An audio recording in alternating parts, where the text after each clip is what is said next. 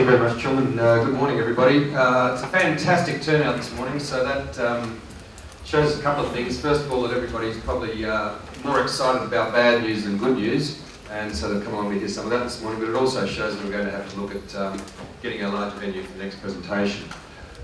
So up until now, we've had a discussion on inward-looking data from Vietnam. What I want to do with my presentation is just look a little bit more externally, some of the external influences within the region particularly that will influence Vietnam's economy and more particularly the property. This first slide is GDP, a GDP comparison around the region. It shows that Vietnam's got a relatively small GDP share within the region. What the next slide shows, though, is the potential of Vietnam. So this is the 5-year compound annual growth rate.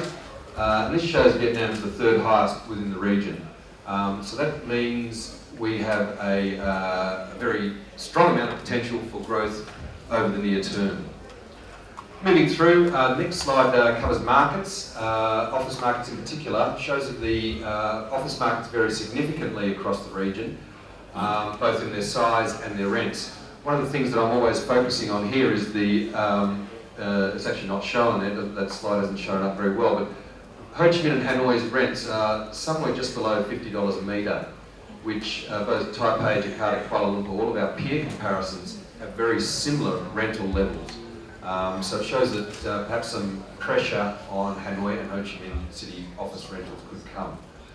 This next slide shows us the level of service sector, moving from agriculture through to industry and service sector. Vietnam's somewhere around here at the moment, which shows that we have enormous potential to grow as we move into a greater service sector related economy. This next slide actually shows us the actual, where Vietnam actually is within the region. So this is our percentage of service sector here, which is relatively small. If we have a look at some of these more mature economies, then we can see that their service sectors are very large. So there's an enormous amount of growth that Vietnam has yet to come. Moving on to urbanisation, for the first time ever in 2010, there's more people now living in cities than there are in the country. So this is where we are at the moment. We've rapidly overtaken that rural accommodation. What that means for Vietnam is it's a very good news story. Vietnam has a very low urbanisation amount, but a very high urbanisation ratio, so there's still going to be a very, very rapid shift towards the cities. We've yet to have that happen fully, so it's something for Vietnam's future potential. Again, the demographics, we're always looking at Vietnam's demographic pyramid here, and that shows that we have a wonderful amount of people at working age that have all got to move through the workforce. This is fantastic news for Vietnam, and that's demonstrated in this next slide, which is the demographic window. So the demographic window is merely the highest percentage of working population. What this shows is that Vietnam is just starting to move into the bonus of its demographic window. So we've got all of this time to come as we move forward, the working population moving through. What is important though is we should look at this in context of our neighbours within the region. Malaysia, Philippines, Indonesia, Thailand, many of these other countries also have that same demographic window, or very similar. So they also have that same advantage. We don't want to be too complacent in thinking that Vietnam is the only country within the region that will have this advantage. Corruption index, this is repeatedly coming out in surveys. Transparency International is the surveyor in this instance. Shows a lot of the world's actually red, so I'm not really sure what that means. But if we have a look at the next slide, then Vietnam is towards the more corrupt end of the countries. And this is a big barrier, an enormous burden and cost to our business. And we'll see a little bit of that later on as well. Okay, surfing the regional wave, having a look at what's in the region. This is very briefly a snapshot of capital flows around the world within property. The thing I'd like to highlight is that there's probably around, the red ones are all into Asia. So these are all capital flows from around the globe into Asian destination. The red one, there's about 20% of those capital flows are presently into Asia at the moment. I think what we'll see over the very near term is greater flows from UK and Europe into Asia. We're already starting to see a heightened interest particularly Germany, UK, on infrastructure and PP projects within Vietnam. So I think that will still continue to increase. Very quickly, capital flows and transaction volumes. We're seeing an increase regionally there. Similarly, into China and the rest of the world. Again, this is all happening on our doorstep.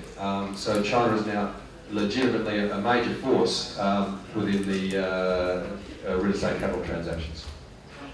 Looking forward, where we're headed, this is initial public offerings. This slide shows equitisation and IPOs.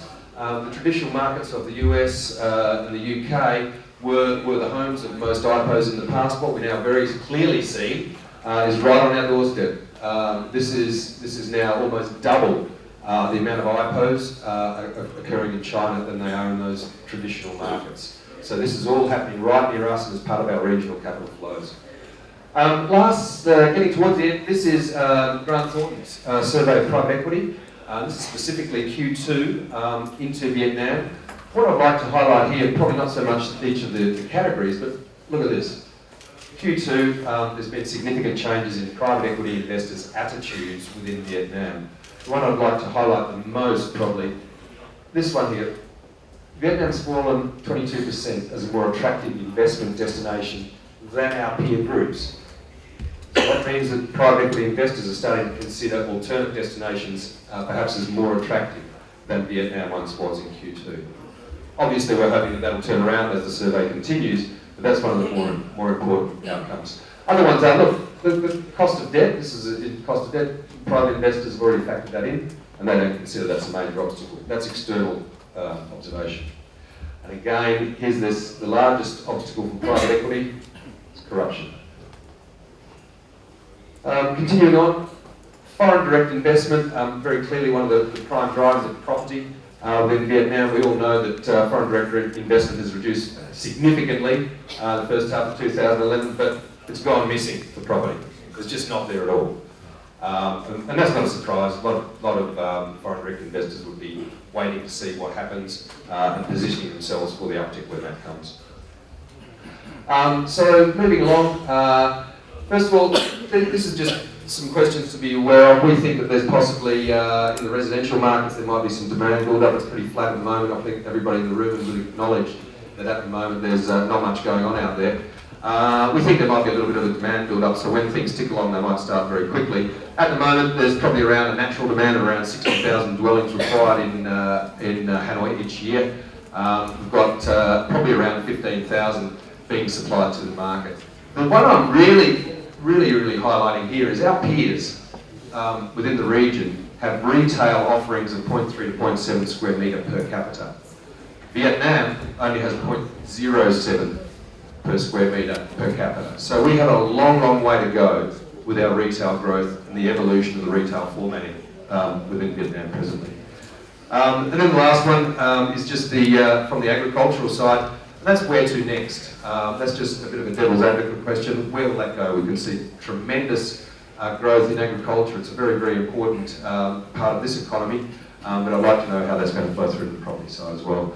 Finally, the last slide is from the author of the Gloom, Boom and Doom report, Dr. Mark Faber. This guy is a very well-regarded economist globally. He spoke recently at the Real Estate World Conference in Singapore, which is a meeting of fund managers, global fund managers. And these are some of the key themes that he highlighted that I'd like to pass on to you. The ones that affect Vietnam, that we have some good opportunities are. Now, this guy's a really gloomy character. He highlights poor propositions normally, but some of the really good things that he highlighted that particularly affect Vietnam are these. The first, he highlighted properties in the countryside of emerging economies. That's Vietnam.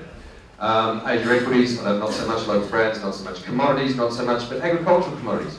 Vietnam has some strength in this area. Tourism, certainly. Hotels, casinos, airports, beach resorts. Vietnam has a lot of wealth within this area.